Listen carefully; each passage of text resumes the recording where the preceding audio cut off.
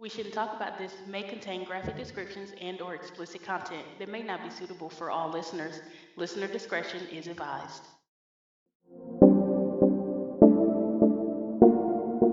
Hi, everybody. I'm Key, And I'm V. and this is We Shouldn't Talk About This. Well, hello, Key. Hi, V. How are you this lovely, lovely afternoon? I am doing right well. What about yourself? I am as well. I'm doing good. The sun is out. It's nice. I had a awesome breakfast this morning. Now I'm ready to go. What was for breakfast? Cinnamon Toast Crunch, the name brand, not the bootleg, with Excuse my me. with my Chobani extra creamy unsweetened oat milk. It was delicious, and a cup of hot tea with honey and my extra creamy unsweetened oat milk. It was awesome. Well, that all does sound really good. I had to do breakfast on the run, so I had a brown sugar and cinnamon Pop Tart, but I couldn't warm it up or get any milk because I had to leave so soon. Well, that sounds terrible. Yeah, it was like the Pop Tart was still good, but it could have been much, much better. Yeah, yeah. Warm Pop Tarts are much better than cold ones. Yeah, just like out the wrapper, raw Pop Tart. Well, I guess it depends on the flavor. The brown sugar and cinnamon ones definitely taste better warm. Yeah, yeah. It seems like it would. Because it's like a Cinnabon. Like you Yeah. want a cold Cinnabon. Maybe you do. That's your prerogative. I'm not saying there's anything wrong with it. Like Tabitha Brown says, and that's your business. And that's your business. E. So, V, What? this is episode 20 This is episode 20 already. already. Should we skip a number? We have not skipped any numbers. We have put out 19 greatly produced and edited and researched episodes, and this is number 20. Wow. I guess we gotta keep this train moving then. Keep this momentum going. Man, this is exciting. This It is is. so exciting. So for 20, what are we gonna talk about? Let's talk about stalkers. Stalkers. Ye- Like like like real stalkers? Yes, have you ever had a stalker? Not a stalker, just someone that was really, really clingy. And I was like, I guess I was like the first person to ever be nice to them. And they kind of took it as like, they got to know where I am at all times. And we have to be like attached to at the hip. It was pretty odd, but it blew over real fast though. So that's good. Have you ever had a stalker? No, no, I'm not nice to anyone, so, you know, To, to anyone? no, no one. Wow. That's jacked up. It is. But hey, that's life. That's life. And fortunately for you, not being nice to anyone paid off because you didn't have to deal with something similar to the cases we're going to speak about today. Yeah, but a lot of stalking cases are people who've never even met the object of the stalking. Really? Yes, like that's my case. They had never even met.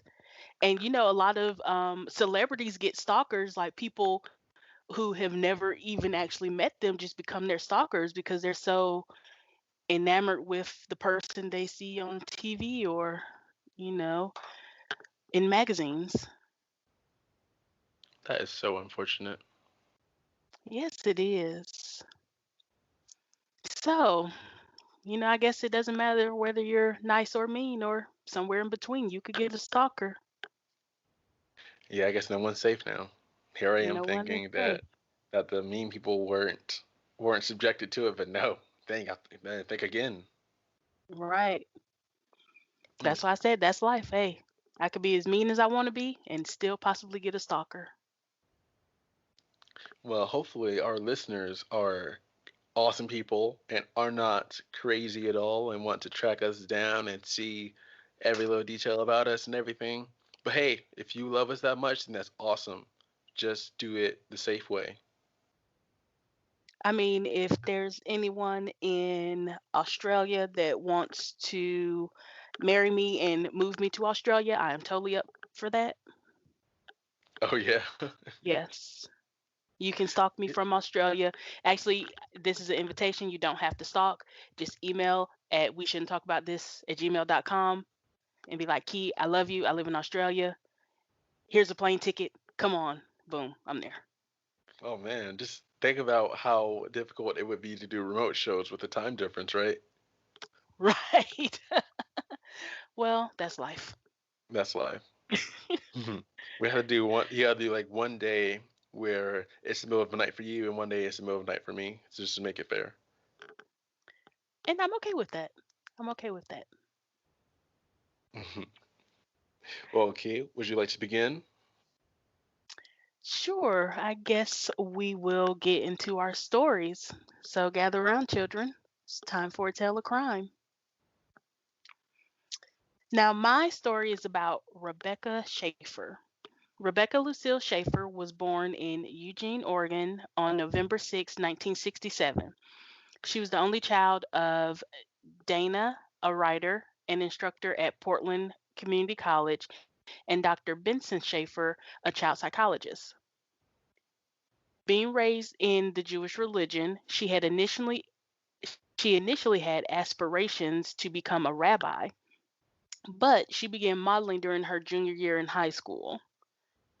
Those are two vastly different careers, Yeah, absolutely. a rabbi and a model. Man, She appeared in department store catalogs and television commercials, and also as an extra in TV shows and films. In 1984, her parents allowed her to move to New York City by herself to pursue a modeling career. So she wasn't even 20. She was like 17, or right around, like right before her 18th birthday. man, that's crazy. No, 18, right around her 19th birthday. Oh, okay, okay. Still, though, that's really cool. Yeah. While working in New York, she attended professional children's school. She also had a short term role on the daytime soap opera Guiding Light, which I well, I remember the TV show Guiding Light, not Rebecca, because I'm not that old. So Okay. later in 1984, Schaefer landed the role of Annie Barnes on ABC's One Life to Live for a stint that lasted 6 months. I remember that too. Like these soap operas go on for like decades and decades and decades. Wow. Yeah, like It'd be tiring to write that much story. I don't see how they do it. Like I've never been into soap operas like that, but I don't see how they last so long. Like the characters die and they come back and oh no, this is my evil twin, and it's always a mess. Always. It sounds like anime, but much, much longer. Now, during this time, she attempted to further in her modeling prospects.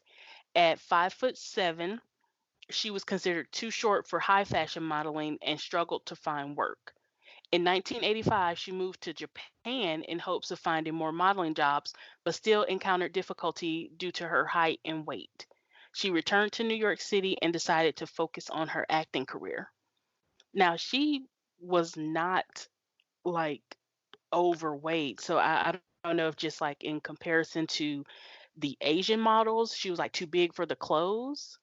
Because like in her pictures, she is like an average size. She is not like super, super skinny. She's very, she's a pretty girl, but I don't get why it was so hard for her to become a model. Yeah, yeah. Now, in 1986, Schaefer won a small role in Woody Allen's comedy Radio Days, but her full performance was ultimately edited from the film and only a brief scene featuring her character remains. She continued modeling and also worked as a waitress. She appeared on the cover of 17 magazine, which caught the attention of television producers who were casting for a comedy, My Sister Sam, starring Pam Dauber. Schaefer got the role of Patricia Patty Russell, a teenager who moves from Oregon to San Francisco to live with her 29-year-old sister Samantha, or Sam, after the death of their parents. The series was an initial hit, ranking in the top 25, but it was canceled halfway through its second season in April 1988 due to failing ratings. After My Sister Sam, Schaefer had supporting roles in scenes from The Class Struggle in Beverly Hills, The End of Innocence, and the TV film Out of Time. She also served as a spokesman for children's charity Thursday's Child. Unbeknownst to Rebecca, her rising star was garnering the attention of a psychopath. John Robert Bardo was a fan who had been stalking her for 3 years. Mm-mm. He had previously been obsessed with child peace activist Samantha Smith, who had been killed in a plane crash in 1985. He wrote numerous letters to Schaefer, one of which she did answer. In 1987, he traveled to Los Angeles hoping to meet with Schaefer on the set of My Sister Sam, but Warner Brothers security turned him away. He returned a month later with a knife, but security guards again prevented him from gaining access. Wait. So they're like, buddy, you have a knife. Just walk away. Just get out of here. They didn't like tackle them or like call the cops on them. No, Huh. they told him you can't come onto the sets, and he left. Huh. Now, he returned to Tucson and lost focus on Schaefer for a while as his obsession shifted toward pop singers Debbie Gibson, Madonna, and Tiffany Darwish. However, Bardo watched Schaefer in the comedy scenes from The Class Struggle in Beverly Hills in 1989, in which she appeared in bed with another actor. He became enraged by the scene, apparently out of jealousy, and decided that Schaefer should be punished for becoming, quote, another Hollywood whore. Wow. After taking notes from Arthur Richard Jackson, who had stalked and stabbed actress Teresa Saldana in 1982, Bardo learned that Jackson had used a private investigator to obtain Saldana's address. Bardo then paid a detective agency in Tucson $250 to find Schaefer's home address in California um, through the California Department of Motor Vehicle Records. The private investigating firm got the address from someone who checked the DMV public records. Bardo allegedly told the firm that Schaefer was an old friend and he wanted to send her a gift. Bardo's brother helped him get a Ruger GP 100 357 handgun because Bardo was only 19 years old and had mental health issues. Now, I'm not one to judge, but if my 19-year-old brother with mental health issues said, "Hey, I need a gun," I think I'm gonna be like, no, no, no, no, no, no, no, Yeah, no. that's the last thing you need, brother. Right. Like, I'm all for the right to bear arms, but you don't need this. And do you know how big bear arms are? They're huge and hairy. Go to sleep, V. Bardo traveled to Los Angeles for a third time and roamed the neighborhood where Schaefer lived, asking people if she actually lived there. Once he was certain that the address was correct, he rang the doorbell. The 21-year-old actress heard the bell or knock at the door of her West Hollywood home on July 18th, 1989. Schaefer was preparing for an audition for The Godfather Part 3 and was expecting a script to be delivered, so she answered the door. However, instead of a courier, it was 19-year-old Bardo. He showed her a letter and autograph that she had previously sent him. He also reportedly had a copy of Catcher in the Rye, which is the same book that Mark David Chapman was carrying when he murdered John Lennon in 1980. Wow. So he has this thing with like imitating other celebrity stalkers. Yeah. Huh.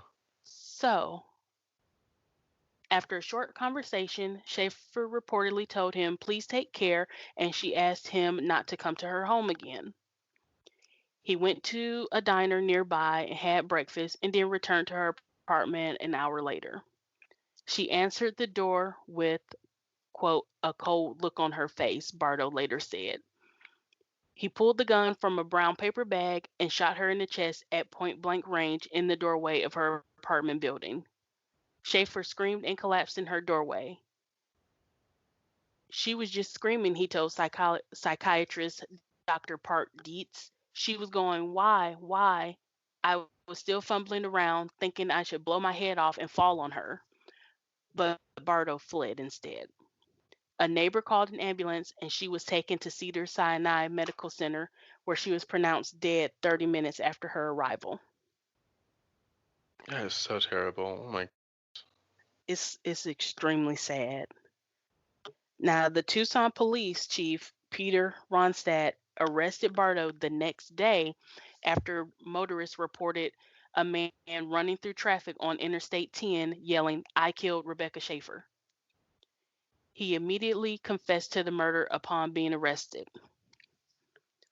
Marcia Clark, better known for her role as lead prosecutor in the O.J. Simpson murder case, prosecuted the case against him.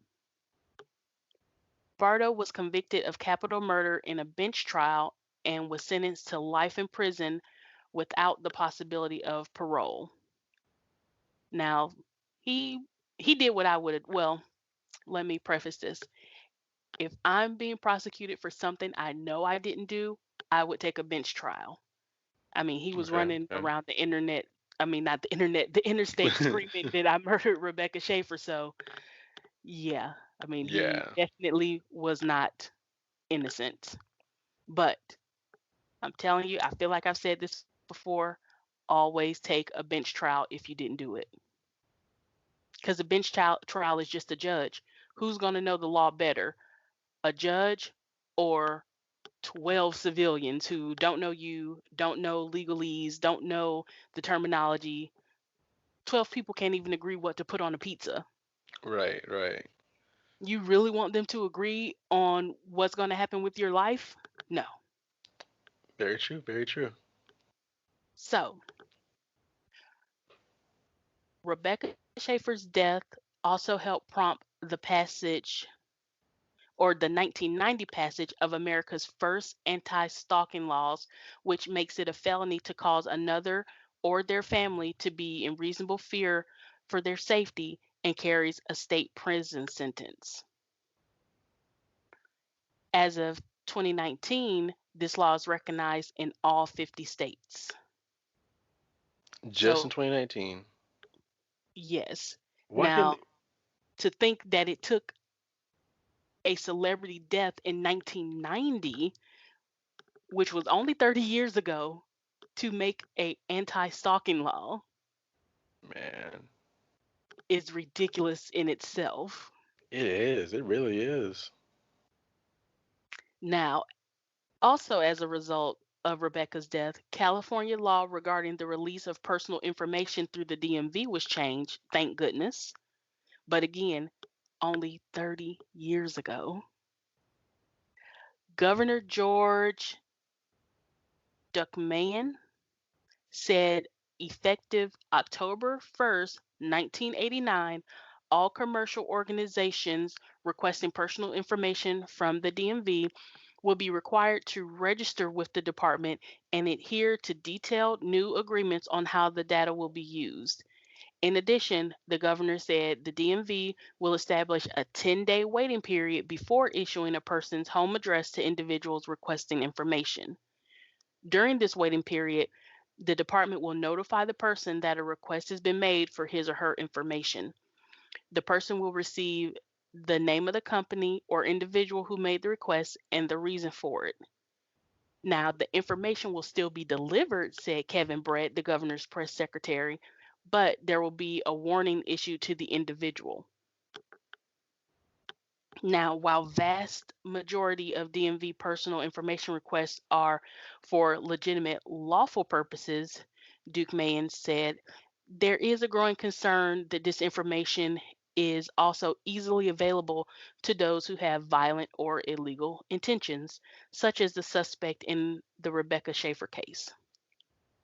In addition to issuing his directive, Duke Mayen indicated that he is also willing to work with the legislature to develop a plan to make it even harder to obtain private home addresses or other personal information from the DMV.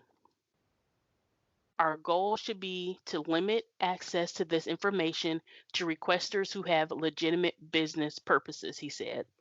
By taking these steps, we can provide an additional measure of protection for our citizens while at the same time keeping information available to those entities which truly have a compelling need for the information. The Driver's Privacy Protection Act, which prevents the DMV from releasing private addresses, was enacted in 1994, 26 years ago. I don't understand. Like, that's just so crazy. Like, he can get any. He could have got anyone's address up until 1994. Yes, you could just go to a private investigator, pay them, and say, hey, give me this person's address, and they would just access the DMV records and get it. Wow, so casual about it. Right. And it's like, how did nobody think that was dangerous? Like, what, say you got a restraining order on somebody, and so you move, and they pay someone to access the DMV information and find you. And they tell the investigator, "Oh yeah, like we're coworkers, but I gotta deliver something." They'll say anything, and the investigator will be like, "Yeah, okay, makes sense." Right. Now, at the time of her death, Schaefer was dating director Brad Sibberling.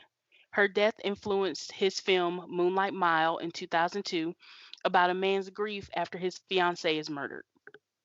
Shortly after Schaefer's death, Pam Dauber and her other My Sister Sam co-stars Joel Brooks, David Naughton, and Jenny O'Hara filmed a public service announcement for the Center to Prevent Handgun Violence in her honor. Bardo continues to serve his life sentence in Avenal State Prison in Central California.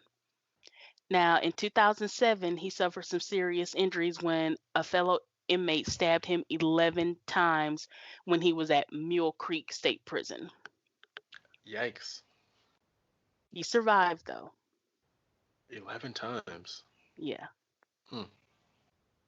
And on October 12th, 2019, the TV show 2020 released a new 2-hour documentary called Your Biggest Fan, which was about Schaefer just months before the 30th anniversary of her untimely death.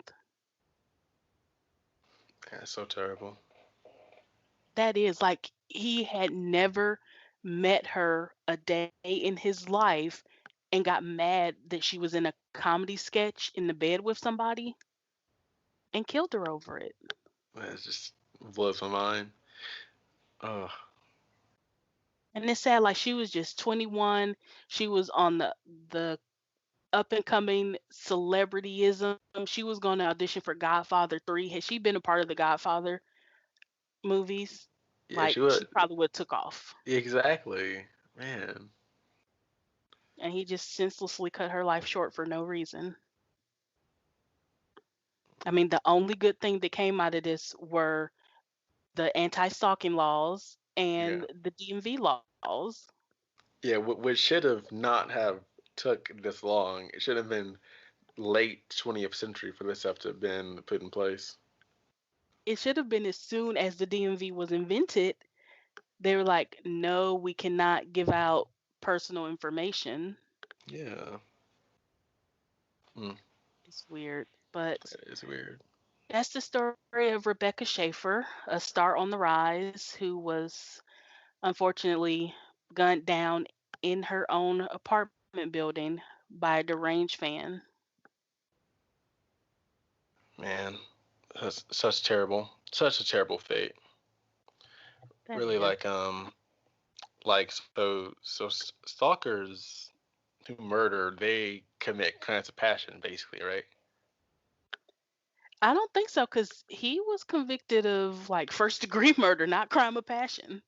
So like, so a crime of passion isn't like exactly what it says. Like it's not like you kill someone because you love them or like you think you love them. Like that's not what a crime of passion No. is. No, a crime of passion is something that you didn't plan. It just kind of happened in the heat of the moment. Like Huh. if we're arguing and I just start strangling you and then I accidentally like kill you, that's a crime of passion. Like I didn't plan to kill you that day, but Okay. it just escalated so far that it happened.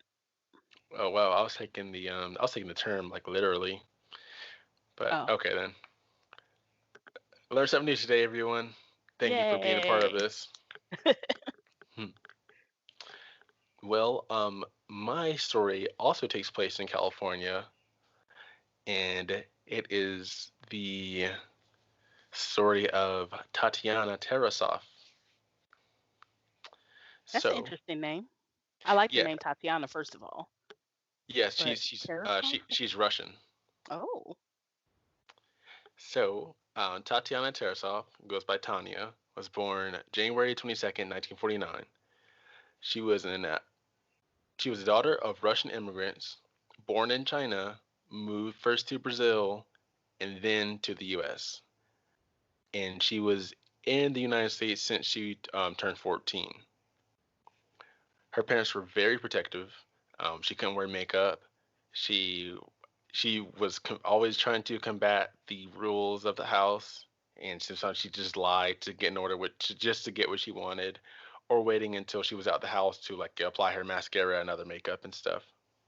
like a normal teenager. Yeah, yeah. She was in college at Merritt College in Oakland, but she also was a tutor at Berkeley's International House, teaching the Portuguese speaking students in her free time.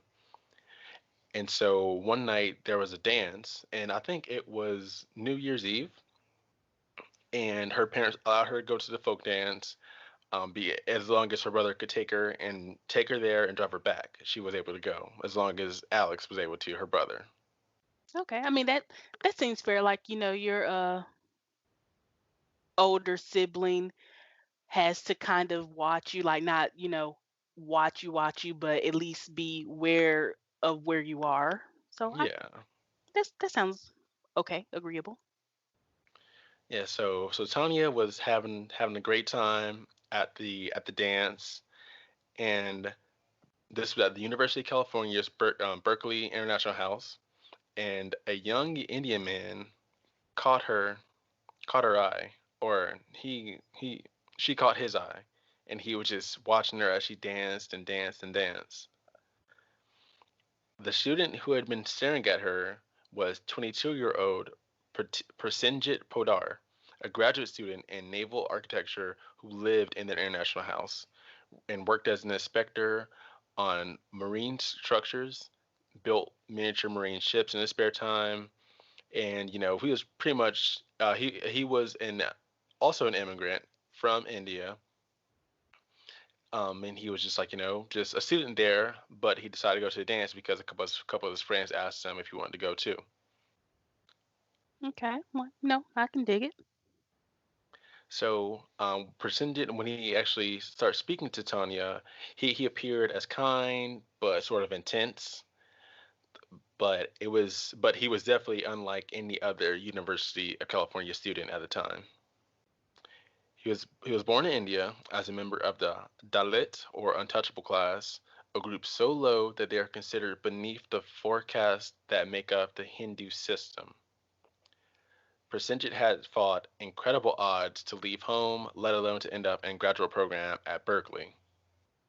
Only a handful of untouchables in all of India ever leave to an American university. So Percentage was like, he was a gifted student. First of all, for them to call them untouchables is highly, highly disrespectful. Yeah, it is. But that's I mean, I the sort understand of the cultural differences, yeah. but man, how dare you, not you, you You. call someone an untouchable? Yeah, it's pretty crappy. But also, Percentage struggled with the incredible culture shock of landing in the Bay Area during the Summer of Love in 1969, 1968, 1967 to 1969, I suppose. Everywhere around him, young people were throwing off cultural expectations in the favor of radical experimentation with music, fashion, sex, and drugs. Presension was in a kind of shock observing his new surroundings, occasionally withdrawing to his room for days to work on his own projects, tuning out the chaos of student life outside his door. Though he had been entranced by Tanya dancing the first time he laid eyes on her, Presension didn't work up the nerve to talk to her until a following a following folk dance that went on. Tanya, increasingly interested in romantic love, was curious about Presension, though she was breezy and non-committal in her early dealings with him. All right, player, I see you, Tatiana. Go ahead, player. The two began to see each other here and there, going out for pizza and to the movies. But Presenjit, who came from a family where casual sex was unheard of and arranged marriages was a norm, had never dated or really interacted with women. In part because of his inexperience, in part because of what would prove to be his profound mental instability, he misread almost all of the signs Tony was sending. Within Hmm. within weeks of meeting Tanya, he had written to his parents back in their Bengal village, telling them details about the Tarasov family, and especially about the accordion playing young Tanya, who had won a seat to the university. Hold on, she played the accordion too. See, I like this girl. I like her. Yeah, she was a cool, charismatic girl. She was teaching languages and stuff, and she was worldly, living in all types of places, and Yeah, playing the accordion and pimping on dudes in college. See, I like her. I like her. and he even wrote that the family looks to me to express my intentions, and he wrote all this to his parents back in the village, right? But Okay. he never met Tanya's family. They didn't even know he existed. Wow. As Tanya's interest for Persenjant faded, his affection for her only ramped up. He couldn't believe that the girl who had once seemed to like him now wouldn't commit to hanging out. He continued to try to change her mind, showing up at her house, standing with her at the bus stop, and calling insistently. Persenjant felt toyed with by Tanya. In the following months, he sank into a deep depression, often skipping work and school to learn about her whereabouts and follow her. Whoa, whoa, sir, sir. Des- Desperate, he befriended Alex, Tanya's brother, who became his roommate. Oh my gosh, this is like craze level stalking right here. Yeah. According to some accounts, Presenjant had pictures all over his wall of Tanya, and he audio taped their conversations, playing them back in a way that made her say things he wanted to hear. Wow. It's like a whole psychotic break happening. Yeah, and a couple times, Presenjant angrily told coworkers that he would like to blow up Tanya's house. Oh my gosh. He felt toyed with her. He felt like if she doesn't love me anymore, then there's something wrong with her. But fortunately, Tanya began to spend time with Presenjant again, but by all accounts did not think of him as a boyfriend. Rather, she just liked the attention that he gave her. She was freaked out occasionally, as when he showed her a detailed journal in which he recorded details of their every interactions with headings like taking my girlfriend to the King of Hearts. But she had little sense that he was truly dangerous. She would just tell him that Oh he was no. crazy and urge him to relax. Mm, mm. I can tell this isn't going to go good. This is where things get really crazy right here. Oh, Once you make this is sure you're where things sitting are getting down. really crazy. Yeah. This is where it's at. Oh gosh. Oh Okay. yeah. So eventually, at the encouragement of a friend, Persigent sought help at the campus mental health clinic, where he was treated by Dr. Larry Moore, then a rising star in psychiatry.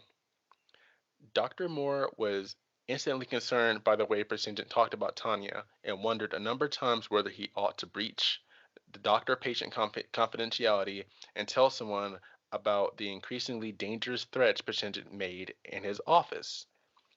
He said, Yes. Yes, you should. He said, "I would like to buy a gun, and I would like to murder Tanya." But Dr. Moore thought the best predictor of future violence was a history of past violence, and Persigent didn't have any past violence.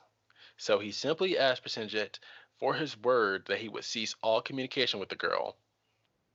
What do you think Persigent said? I think he flat out lied and said, "Yeah, sure, doc, I will." He indeed said that, and he also stopped going to therapy. So a couple of months later, on October 27th, 1969, Persigent showed up at Tanya's house. She came to the door and she asked him to leave. He said, "I need to speak with you."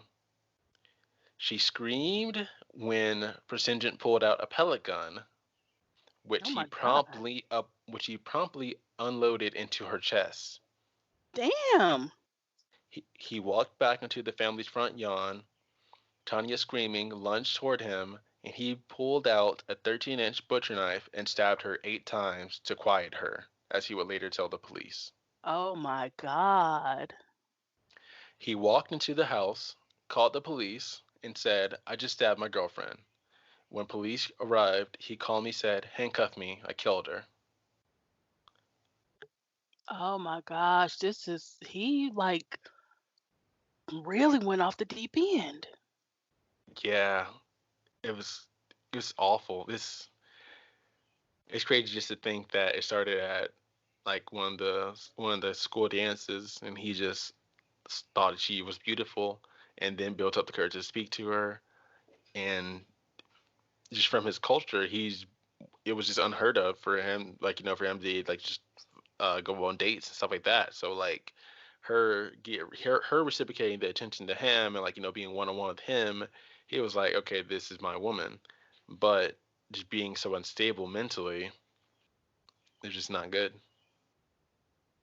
Oh, that's terrible. This is sad. Yeah, this kind of gets sad. This kind of gets sadder now a little bit. So hopefully you're ready for this. I don't think I have a choice. Tanya was pronounced dead on arrival at the hospital. Persigent was found guilty of second-degree murder and sentenced to 5 years in prison. But following an appeal, a new judge agreed to release Persigent on the condition that he be deported back to India. He returned to Kolta, married, and had a child. What? Yeah, so her family didn't get justice for this at all. None at all. He just got sent back to his home country and was able to marry and have children, live a normal life again. That's fucked up. Oh yeah, absolutely. Of course, Mr. and Mrs. Tarasoff were still furious that the university mental health professionals, especially Dr. Moore, had known about Percentage's plans and had told campus police, but not the family. So they brought a wrongful death suit against the regents of the University of California. The case ultimately went to the California Supreme Court, which ruled in 1976 that is it is a therapist's moral and professional obligation to report threats like presentiments in order to protect threatened individuals. Some members of the medical establishment argued that the decision would chip away the entire practice of psychotherapy, of which confidentiality is thought to be the cornerstone. But the majority decision was clear and has saved lives in the 40 or so states in which it is codified, codified in law or upheld through precedent. 40 or so states, not even the whole US? Nope. Wow. Our The United States of America is very strange, and the laws that the states can agree to follow and not. Right, Like, cuz this right here, like, if I don't think that it was real is really like, okay, so say you go to a therapist and they ask you, are you thinking of killing yourself? They immediately have to report that if you say yes, I'm suicidal. Why is that any different than saying I want to kill someone else? no, I don't want to kill myself, but I want to kill Henry. Like, Right. yeah, If you're going to harm anybody, yourself included, your psychiatrist should have not just a moral obligation, but a legal obligation to report you. That's just the way I feel about it. yeah, I feel like it's pretty backwards and unsafe. Yeah, then especially like not all states adhere to that law. Oh my gosh. Okay, go ahead. Well, that is actually the end of it. Um, the suit that the Tarasoffs um went for created that law in the 40 or so states that honor it. So that's good. Fortunately, Prasenjit is still just in back in India living his normal life, and Tanya um died at only 19 years old. So Damn, that's it's horrible. very, very unfair. That is. It seems like criminals sometimes get off a lot easier than they should. Yeah. That's Mm-mm. terrible. Now, what if somebody murders his daughter? Right, yeah. What if someone falls madly in love with her, misreads all the signs, and then shows up to his doorstep, kills her, walks in his house, and uses the phone to call the police on himself? Right, then he's going to be out for revenge. Yeah, Oh, it's that's not. terrible. It is just stalking in general. Like, it's definitely all. It definitely all goes back to, like, mental health for the stalker, and not the stalky, I guess. Yeah, and that's why America as a whole needs to start to embrace mental health as not such a taboo, like, oh, there's something wrong with you, don't tell anybody. No, like, we need more therapists, more psychiatrists, more psychologists, and more people willing to go and get help, because this is like Yeah. these two extremely young ladies lost their lives for nothing. Yeah, and like, and sure, there are laws in place now, but people find ways to go through the law. Like, a police officer can't be everywhere. Well, not police officers, but like, just someone can't report stalking like all the time. Like, every case isn't going to be reported. And like, in today's age, with how useful our phones are and how much access we have on the internet, you can find out a lot about people. Like, people accidentally geotag their tweets, so you can figure out where they live just by tapping on the geotag. Right, and that's scary. Or, even if you do report a stalker, how can you prove it unless you have video of it or a Right, picture? yeah. Yeah. It's like it's easy to say, hey, there's somebody, you know, in my bushes, but then by the time the police get there, they're long gone. Yeah, yeah. So it's really a dangerous situation. I just don't understand how, you know, you can stalk somebody. Like, how can you dedicate that much of your life to somebody you barely know or don't even know sometimes? Yeah, I don't know. It's truly truly an obsession. Yeah. But this was sad. 20, I thought 20 was going to be all the way up, and it was just not. Damn Yeah, you, 20. yeah, 20. Well, it's like 2020. It's just not our best right now. Uh, Absolutely. This right here, 20 was par for the course for the year 2020 Yeah, cuz absolutely. it has been a complete drag damn near the whole year. Absolutely. How would you like to bring this up?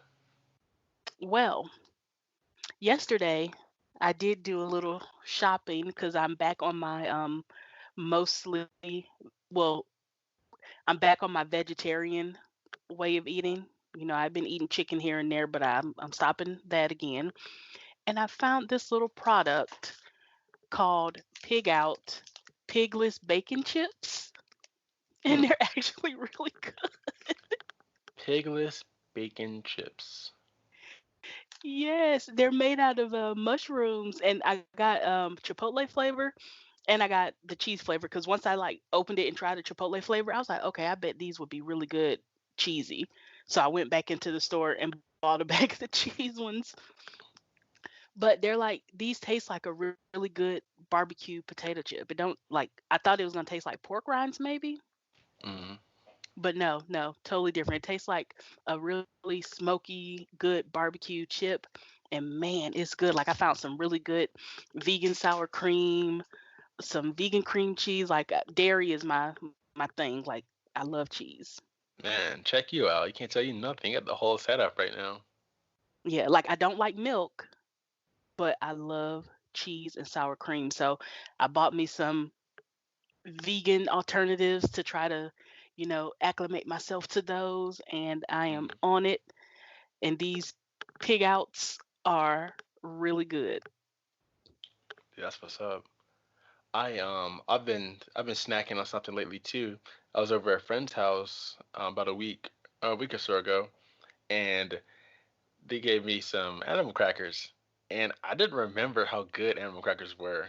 Like they are are, so good, are they the and frosted kind or just the regular? or just a regular. They're by the brand Stalfers. The ones that used to come in the little box. I bought the one that come inside the teddy bear, like it comes in the bear like jar thing. I think I, Oh, I think I think they have some in the box though. yeah, like they used to be like a little box and it looked like a circus cage and it had like a little string on it for you to carry it. That Yeah, may be yeah, before I your think that's time. I maybe don't it know. then. I think they're the same brand.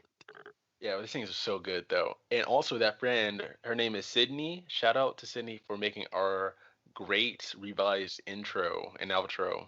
It sounds really good and it's based off of the one that I originally made. I was incredibly impressed by it. I didn't realize like how much more can be done to it. And she is in school for commercial music major. She's majoring in commercial music, which is just learning how to make music for profit, but not like not necessarily making music for commercials. Thanks, Sydney. We appreciate you. Yeah, absolutely. And shout out to your brother, Ro, who was our live studio audience a few weeks ago, who suggested this topic. Yeah, he suggested the stalker topic. Hopefully, he is not a stalker himself. Just kidding. Let's hope. Well, now that we're in better spirits, I think I'm going to make me a little veggie sandwich and have me some more of these pig out chips. Yeah, And yeah. kick back the rest of this afternoon. Maybe go on the hunt for some necessities like TP. They're slowly becoming easier to find. They they were on the brink of extinction for a long Uh, time. Very much so. But it's like I think we're getting better now. Good, good, good. Well, I'm V, And I'm Key. and this we shouldn't talk about this. Thanks for listening. Bye.